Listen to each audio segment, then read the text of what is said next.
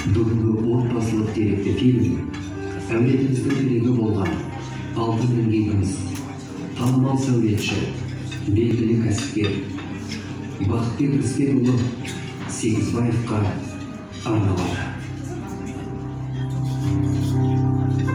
Қордайдың жері қандай тұнып тұрған, күндері көтерілген қырда, самалы жан серветіп тынықтырған, көңілде кірбің болса ұлып тұрған.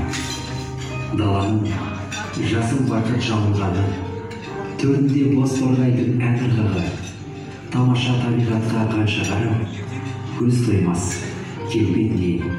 Мамырдағы деп ақын Әбдірахман Асылбек жырлағандай, расында қасиетті Қордай жері аса көрікті. Табиғаттың сұлулығы сол мекенде дүниеге келген адамдардың да тағдырына әсер етпеген сөздің жаны бар ау.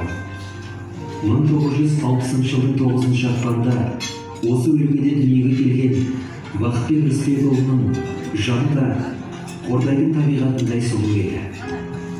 Ол ауыл мектеп тәмамдаған соң туған жерінде еңбекке араласқан. Бойында бұлақ ұштасыған білімге құштар жас жігіт 1977 жылы Алматы қаласындағы құрылыс және сәулет институтына түсіп, сәулетші мамандығын алып шығады. Оқуды аяқтаған соң 1984 жылы Красногор аудандық коммуналдық қазыналық кәсіпорында қызмет етті. 1988 жылдан бастап Тараз қаласы әкімінің Тараз сәулеті мемлекеттік коммуналдық кәсіпорында жемісті қызмет атқарып, шаһардың дамуы мен гүлденуіне өз үлесін қосты. Бақытбек Рысбекұлы осыдан кейін жеке кәсіпкерлікке бет бұрып, Бақ проект жауапкершілігі шектеулі серіктестігін құрды. Бұл компания еліміздің барлық аймақтарында сәулет жобаларын жасаумен айналысты. Бақытбек Рысбекұлы тәуелсіз Қазақстандағы сәулет өнерін дамытуға сүбелі үлес қосқан жандардың бірі. Ол еліміздегі ең танымал сәулетшілер қатарында болды. Қазақстан Республикасы Сәулетшілер одағының мүшесі, сәулетшілер арасында өткен көптеген байқаулардың жеңімпазы атанды. Қазақ хандығының 550 жылдық мерекесі қарсаңында Тараз қаласын абаттандыруға белсене араласқаны ел жадынан ұмытылмақ емес. Осы еңбектері үшін дипломдар мен көптеген марапаттарға ие болған.